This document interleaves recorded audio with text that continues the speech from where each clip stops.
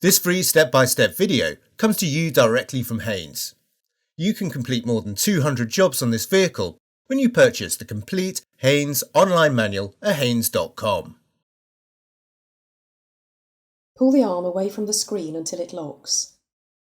Rotate the blade 90 degrees, then depress the clip and slide the blade from the arm. Slide the blade over the arm, then pull it firmly into the hook. Gently lower the arm to the screen.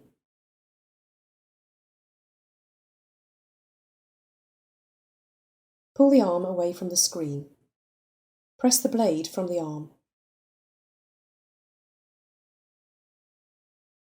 Align the blade pivot pin with the notch in the arm, then press it firmly into place. Gently lower the arm to the screen.